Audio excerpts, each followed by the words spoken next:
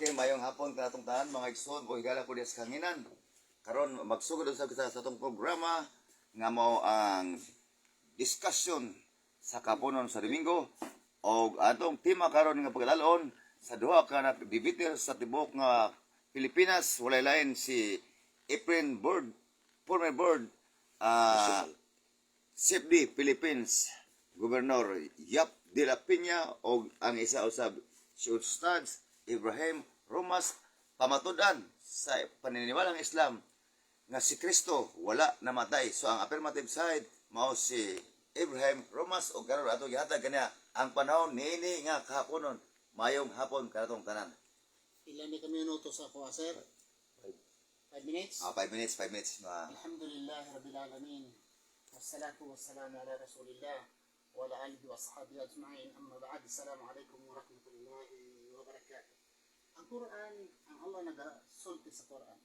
Wa qawlihim innal qatal masiha Isa ibn Maryam Rasulullah. Wa ma qatalu wa ma salabu.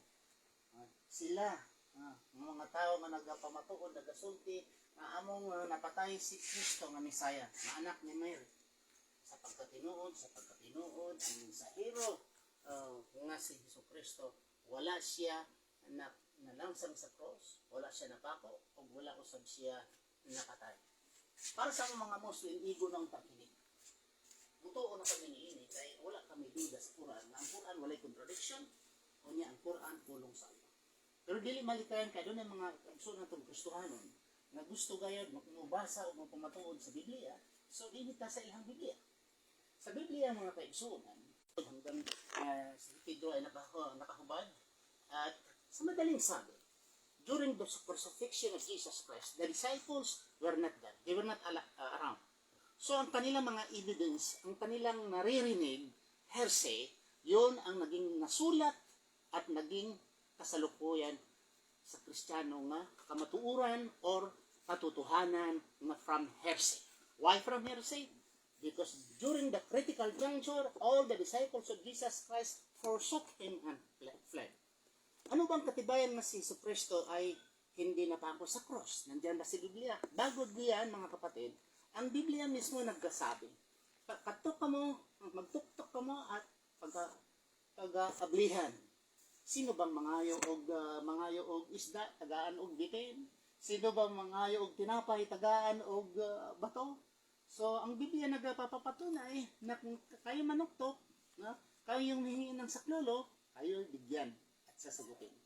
Ayon sa Matthew 29, verse 39, si Jesus Christ went a little farther and he prayed and prostrated to the ground and said, "Oh my God," said, "pass this cup from me."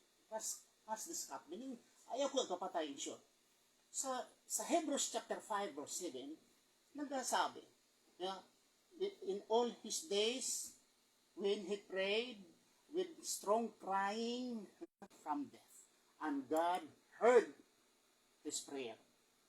So, si Kristo pala, ayon sa Biblia, kanyang pagdarasal ay dininig at saved him from death, sinasabi. Dagdag pa, ang Biblia mismo, sa Matthew chapter 12, verse 38 to 40, the Pharisees, Jews and Pharisees, went to Jesus Christ and asked, "Master, teacher, give us a sign. Give us a good sign. If you are really a prophet, give us a sign." Jesus Christ replied and said, "Evil and adulterous generation. You are seeking after a sign. There shall be no sign be given unto you, except like unto Jonah. For Jonah was 3 days and 3 nights in the belly of the whale. So shall be the Son of Man, shall be 3 days and 3 nights in the heart of the earth." So, bigay niyang mga kaibigan ay gaya ni Jonah. Si Jonah sa loob sa balyena, patay buhay. Yung tinapon si Jonah, ano ang akala ng mga tao? Patay, buhay. So, iniisip nila talagang mamatay. Raging sea at nilamon pa sa malaking isda, the whale, sa loob sa ilalim ng tiyan ng isda, sa ilalim pa ng tubig, raging sea, by bagyo pa, very impossible nga mabubuhay. So lahat ng mga tao, nag-isip siya ay namatay. So pero namatay po ba? Wala, buhay po. Ang akala ng mga tao siya namatay, pero buhay.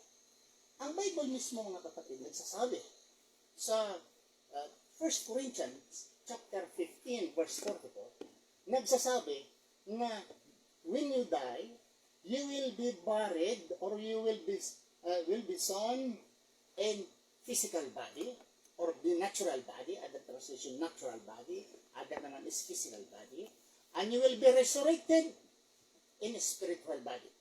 There is a physical body, natural body, and there is a spiritual body. Nang ibig sabihin, pag ikaw ay nilibing, pag nabuhay ikaw, ay maging espiritu ikaw.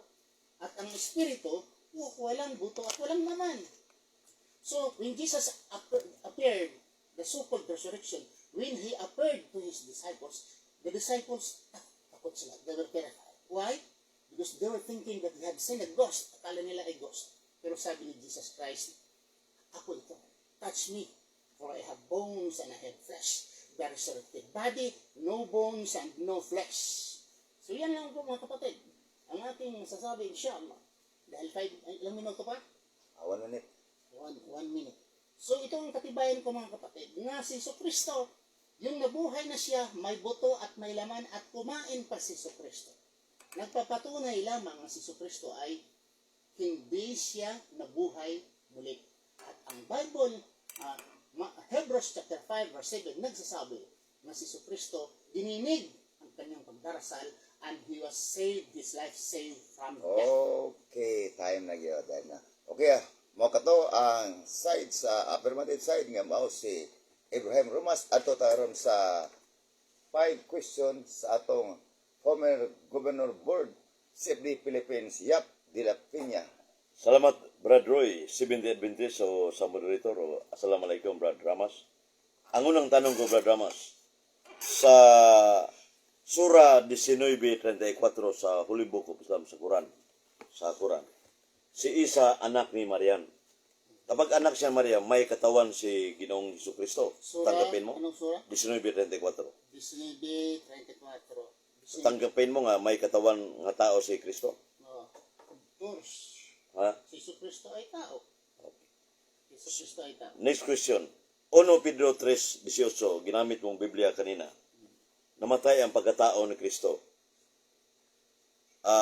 Tatanggapin mo itong sa banal na aklat? Mr. Sagot.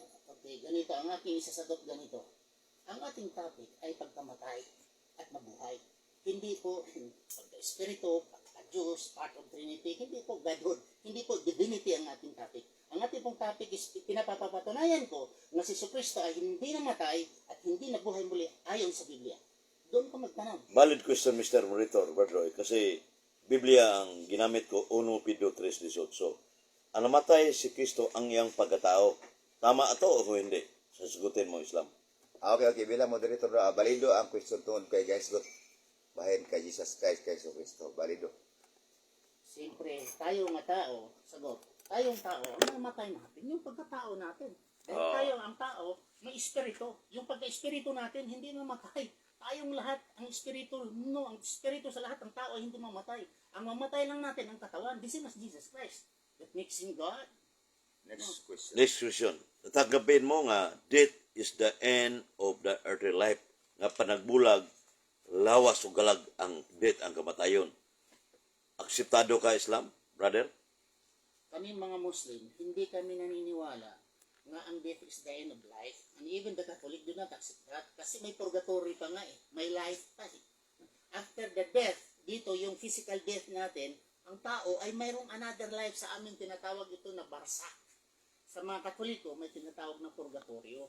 So paano end of life? Walang end of life. Pagkamatay ang tao, we will start another new life. Saan nabasa sa Biblia, Brother Ramas, nga another life kung kapag namatay ang isang tao? Ipasagot mo, Mr. Moderator. Sabi ko, Categorical. Oh. ang tao, kayong mga Katoliko, sabi ko, hindi ako nagsabi na mabasa sa Biblia. May mabasa, pero hindi pa ngayon. Pero sabi ko sa purgatory, Assignment. Okay. relax lang. Behave. Relax lang, Mr. Efrain. Sabi ko, kayong mga, sasagot sige. muna ako. Sige, sige. 1 minute. 1 minute. 1 minute. Huwag muna yung ano. Okay.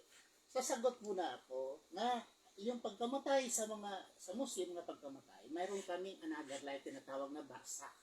Kami barsa. Kayo na mga Katoliko, mayroon tayong purgatorio. Paano masabi end of life? Ngayon, basa Biblia, end of life pag Next namatay na. question, next Wala. question. According to the Bible Pangatlong sa question. Ecclesiastes 2:7, Tobit 4:3, inikamatay sa tao, mugawas ang kalag o espiritu. So ang lawas, ilubong. So panagbulag, lawas o kalag. Naam na sa Biblia. Mutuo ka dili. Siyempre, sinabi ko na kanina, di ba sinagot ko nung kanina, pag ang tao ay namatay, ang kanyang espiritu ay hindi namamatay. That's why kami mga Muslim, sabihin namin, Inna lillahi wa inna ilaihi raji'un. We are from Allah and to Allah we shall return. Hindi namamatay ang spirit. Ang namamatay ang katawan ng tao. Yan paniniwala namin. Sa Sura 19:24, Pangapat. tinanong mo kanina nga anak siya ni Mariam, tao. Si Kristo namatay suma sa Bible. So, nagbulag bang iyang kalagog lawas sa iyang kamatayon? Mr.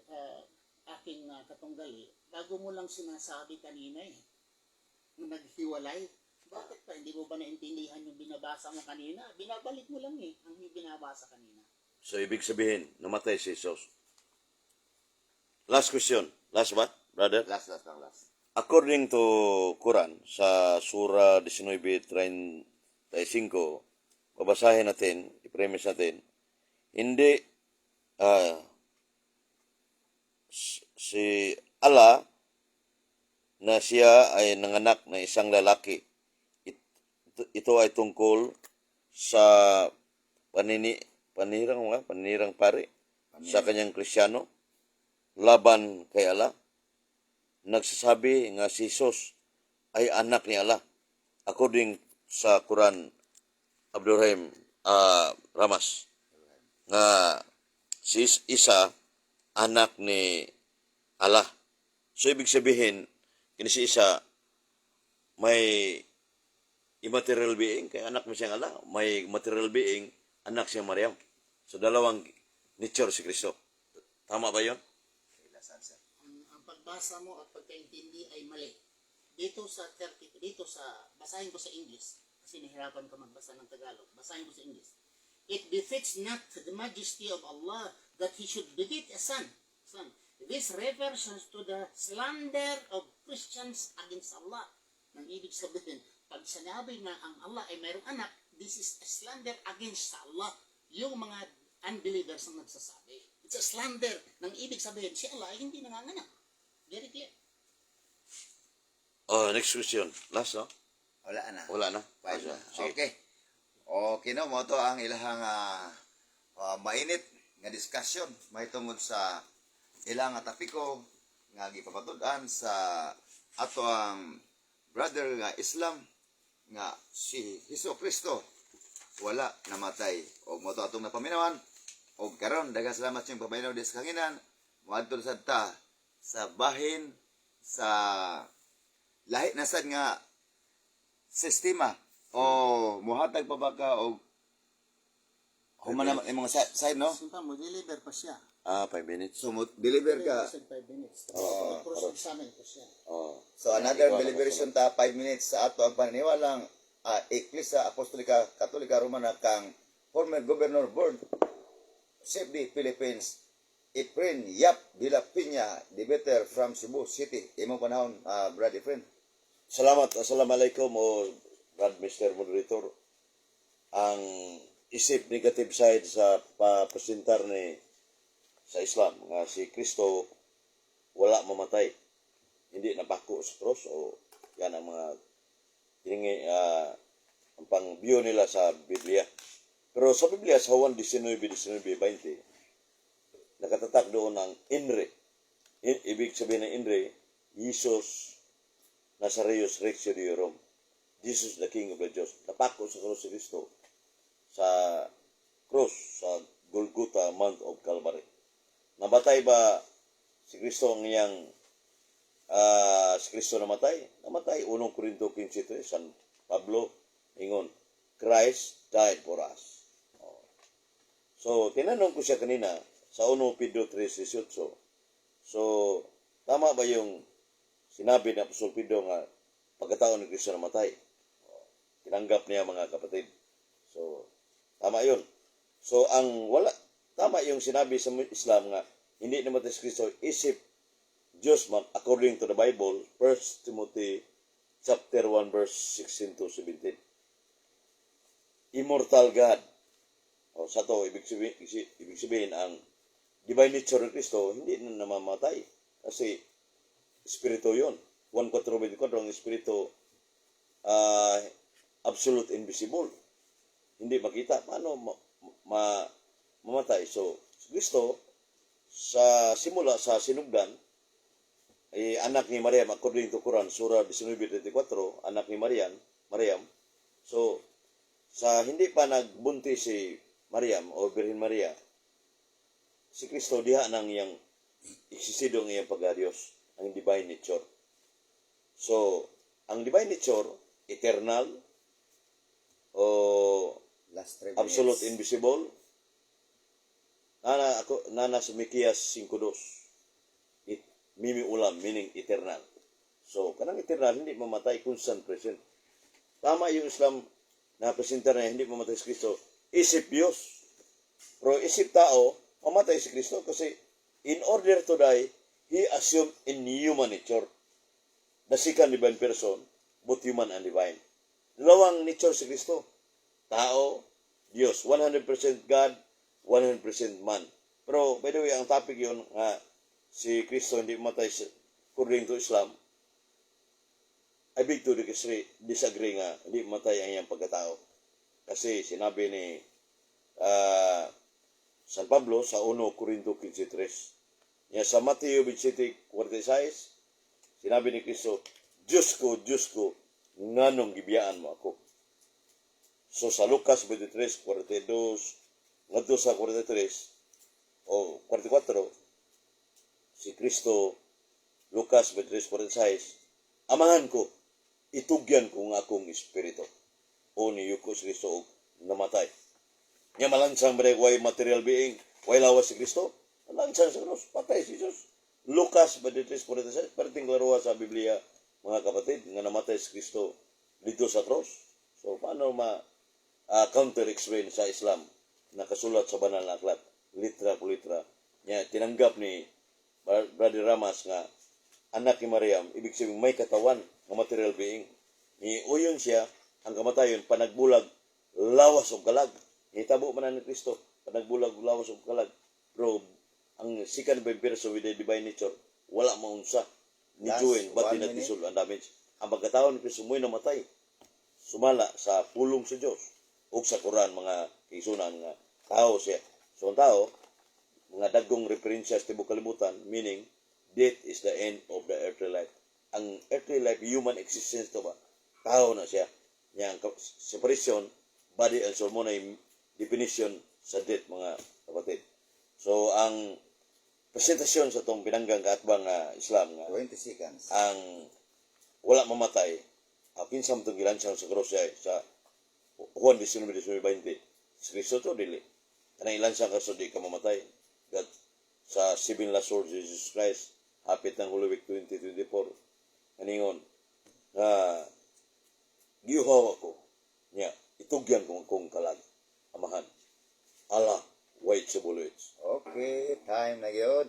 Karon, inyong nadungog ang bahin sa Catholic Faith Defender, Ipiriyap de la Piña, adto ta sa 5 ka question sa atong igsoon nga Islam si Brother Ibrahim Ustads Ramas. Okay, imo Brad, 5 question. Okay, unang tanong, si Jesus, yung nagdarasal siya para itako or nagdasal siya para hindi maitako? Nagdarasal siya sa Mateo 26:39 man nga dili niyang kupa wadon ba kay kuan man magantos man siya tungod sa iyang pagkatawhanon nga kini niya. Pero kay mo may kabuto samahan, iya lang gipadayon kay mo man sugo samahan nga magmisyon ka, magpalansa sa cross aron mapasaylo ang mga sala sa mga tao. Next question. Moderator, clarification. Kasi kanyang question eh. Politics, Categorical. mo object ka. Object ako. Categorical question eh. Si Kristo ba nagdasal para maitako o hindi maitako? Yes or no? Sa kategorical no ako answer sa iyang pangutana. Ang tanong niya, nagdarasal ba o wala? Nagdarasal, pero I need to qualify my answer. So I need to qualify my answer. Nagdarasal, pero ang kabuton masamahan mo'y matuman nga malansan siya sa cross. Okay, ang tubag nagdarasal. Sige, next question. Pangatlo. Dito sa Hebrews chapter 5 verse 7 sinasabi nga dininig ang pagdasal ni Kristo with strong crying and was heard of his reverent submission and he was able to save him from death. Intindihan mo ba save from death? Ito, namatay o hindi? Ang dito ang ibig sabihin nga ang kasalanan ng gibasabot ana. Maluwas ang kamatayon pinagi ang sala mo man bayad sala mo mong kamatayon. Ang ibig sabihin Roma 6:23. Ang bayad sa sala mong kamatayon. Yung Roma 6:16, sin is leading to death. Mr. Moderator. Okay. Sige. Objection na. Ang topic dito sa verse Negative. chapter 5 verse 7 sa Hebrews, ang tanong ko, itong verse na ito, he was saved from death. Wala namang sin dito eh. Nabanggit, why you are talking about sin? Wala dito nabasa eh. Ang nabasa dito, he was saved from sin. ang objection. Okay. Oh. So, categorical imo ang Ang gusto ko nga, ito bang verse na ito is referring to he was saved from death? Namatay ba siya dito o wala? In this Hebrews chapter 5 verse 7. Namatay siya dito o wala? The book of Hebrews, San Pablo na yon sa gospel, si Kristo napako na sa cross, 1:19-20. Namatay ang pagkatao ng Kristo. Namatay na. Okay, saan dito mabasa sa Hebrews chapter 5 verse 7? Dahil sabi mo namatay ang pagkatao niya dito. Saan dito mabasa sa Hebrews chapter 5 verse 7 na namatay dito ang pagkatao? Sinabi dito, he was saved from death. At sabi mo namatay ang pagkatao. Saan dito mabasa? Hindi ko, Mr. Brito, hindi ko ask me what I have said. I'm not presenting the chapter 5 verse 7 sa Hebrew. So I'm negative side. So di ka na obligasyon nako basaha sa usa ka mangutana sa Hebrew 5. Mr. Brito. Okay. Ato ta. Okay. Next question ta pang Pagpila ng question. apat. Sabi niya, hindi daw niya ito versikulo sa madaling sabi. Oh. Pero negative siya eh. Negative na papatunayan niya nga si Kristo ay namatay. Sinabi sa Hebrews chapter 5 verse 7, I will read. In the days of his flesh, Jesus offered up prayers and supplications and loud cries and tears to the one who was able to save him from death. Ito ba na save from death? Again, repeat. Okay, answer. Contextual understandings of the book of Hebrew, si Kristo ang biyo sa mga tao na nasiba siya sa death. Pero sa the truth of the matter, Kristo nalansang naman sa namatay, matubang sa Pablo sa 1 Corinto 15:3. Si Kristo namatay yun, Last question. ang iyang pagkatao. Okay, ang sa 1 Corinthians chapter 15 verse 44, ng tao ang natural body, ililibing natural body, and he will be resurrected in spiritual body. Si Kristo ba yung namatay at nabuhay si Kristo, nagpakita sa kanyang mga apostoles, espiritu siya or natural body? Espiritu, lapos ng bungbong rin sa mga 12 ka mga apostoles. Espiritu, immaterial being siya. Espiritu nga, wala lawas o bukog, pero kuha sa spiritual body siya. Dili siya material being nga nailawas yun. Kay lapos man. So, way posible sa Ginoo. Marcos 10:27. Okay na mo to ang ilahang nga mga question and answer ato manawag diha sa inyong mga radyo sa eskwelahan sa kahanginan og nindot o grabe painit ang ilahang nga mga discussion no tungod kay very crucial kayo ang mao nga iskutanan nila nga nagbabarog ang ato ang Islam nga si Jesus Christ wala namatay. O karon iyon na paminawan adto ta sa rebuttal sa matag isa ka debater atong tagaan sila og 5 minutes o 3. 3 minutes. 3 minutes. Una ta sa negative side. Okay. Imo, Brother Efren Yap de la Peña. Salamat iyo, Mr. Moderator, 3 Brad minutes. Ramas, debatidor sa Islam. Assalamualaikum. Sa isip, negative side, wa ko magbabarog. So, akong trabaho sa pagguba sa iyang babarog o prinsipyo o mga pangatarungan base sa iyang presentasyon. So, muna nga, pagingon niya nga si Kristo, wala mamatay, o walay nada kung si Kristo ni Aris Kalibutan mo may tuyo samahan nga ipadala yung bugtong anak niya mo agi ko sa babae sumasa sura 19:34 si isa anak ni Mariam niya sa Isaias 14 tagda ni Propeta Isaias usak babaeng birhen tuo mo ng Islam ni mga anak ko sa batang lagi tago kay Manuel Mateo 1:18 tumana unya so si Kristo gitawag ng hypostatic union both human and divine. Unya, malansang na siya kanang may material being. Unya, nganong gilansang siya tungod kay sa Episo 1:8 aron mo aga sa iyang dugo, kadi ilansang ni mo aga sa dugo aron mapasaylong atong sala. Sa Hebreo 9:22 matubang San Pablo, without shedding of blood, there is no remission of sin. Kung way pagpaaga sa dugo, wa tay kapasayloan sa atong sala. Sa ito pa, klaro tinaw kayo nga namatay si Kristo sa cross. Klaro mga na, biblikal, tinaghan ng mga Bible scholar, na. Unya, mo na nga, maklaro na nga, napaagas yan, lugo mo na tumungog tuyo. So, ang punto niya, nga ang kapasiluan sa itong sala, 1:2,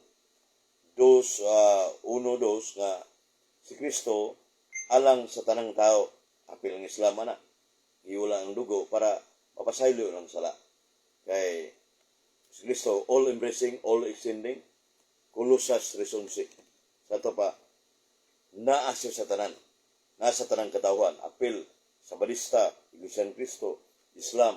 So, naasa tanan. Dili pa sa basa Jesus Christ, gipadala ni YSWH, gipadala ng Allah, gigilang amahan nga sa Islam. Diyos nga sa Islam. Pero, muna nga, para sa baruganan sa Iglesia Katolika Romana, gibalik-balik yun ang matag tuig, ang Holy Week, o Good Friday, nga si Kristo na langsang sa cross o namatay. Yung siya namatay, ang iyang pagkatao.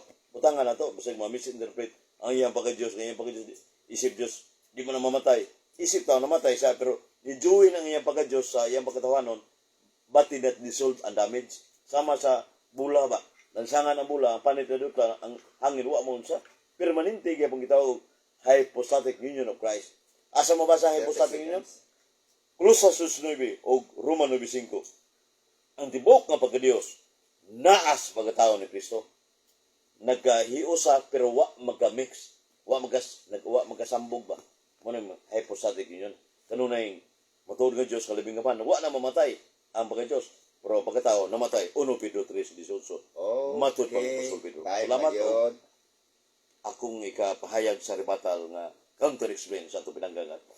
Okay, mga to, atong nadungog ang negative side, Brother Efren Yap de la Peña sa iyang rebatal sa 3 minutes karon atong paminawon ang panglas nga musulti sa iyang rebatal side Ibrahim Romas 3 minutes sa paniniwalang Islam. Brother, 3 minutes ang imong pagrebatal. Okay, salamat. Nangutan ako o nagtanong ako kanina kasi ayon sa 1 Corinthians chapter 15 verse 44 na you will be buried as physical body or natural body and you will be resurrected in a spiritual body. So Jesus Christ, if He died and resurrected, tinanong ko siya kung si Jesus ba when He appeared to His disciples, spirit or natural body? Sabi niya spirit, immaterial daw, spirit. O, tingnan natin ang Biblia kung spirit pa. O, sige. Sabi dito, sa Lucas 24:39, sabi ni Jesus to behold and my feet, that it is I myself, handle me and see, for a spirit does not have flesh and bones, as you see me, I have. Very clear. Nagkakamali siya pag sabi niyang espiritu dahil sabi ni si Kristo ang espiritu walang laman at walang buto pero nakita mo ako mayroon sabi ni si Kristo. So He appeared to His disciples bones and flesh. Nang ibig sabihin, he did not resurrect because a body of resurrected body, according to the Bible in 1 Corinthians chapter 15, verse 44, he will become a spirit. A spirit, no bones and no flesh, according to Jesus Christ. At tinanong ko siya doon sa Hebrews chapter 5, verse 7, because Jesus Christ, when he offered strong prayer and crying, that was able him to save him from death. Tinanong ko siya, ang sagot niya, hindi yan aking bersikulo. Hindi ko yan Pinatinanong ko siya kung sabi niya, sin daw, ang namatay daw sin doon, ay wala namang nabanggit na sin. At wala din nabanggit nga namatay, kundi yung save him from death, na si Kristo ay niligtas mula sa kamatayan. At another thing, nga pagdagdag, nga kung babasahin mo ang Biblia sa Marcos 15:29, si Simon of Cyrene, pinilit na papasan niya ang cross. Mayroon bang record nga binalik ni Simon Cyrene ang cross, binalik kay Kristo? Wala. At sinabi lang niya, ang nagdala sa cross pagdating sa Golgotha ay pinako. Hindi kaya, ang tanong, hindi kaya si Simon of Cyrene? Dahil mahal niya si Kristo rin? Secret disciple of Jesus Christ? Maglilikramo pa kaya siya? Hindi ako, nandoon si Kristo sa akong likod? Hindi. Pinasaan niya ang cross, at pagdating doon ay pinako ang nagdala sa cross. Sino nagdala sa cross? Pinilit si Simon Cyrene at pinasaan ni Simon Cyrene papuntang Golgotha. At ayon sa Biblia, pagdating sa Golgotha, ang nagpasaan sa cross ay pinako sa cross. And another thing, in Matthew chapter 12, verse 38 to 40, sabi ni Kristo, for unto Jonas was 3 days and 3 nights in the belly of the whale, so shall be the Son of Man, shall be 3 days and 3 nights of the heart of the earth. Si Jonah, buhay. Therefore, si Jesus Christ also, sabi niya, ay buhay rin siya, kagaya ni Jonah. Maraming salamat, Mr. Moderator. At sa aking katugali, sana mag-Muslim na ito. Baka makasawa ng dalawa yan. Magkatoliko na ni. Inshallah.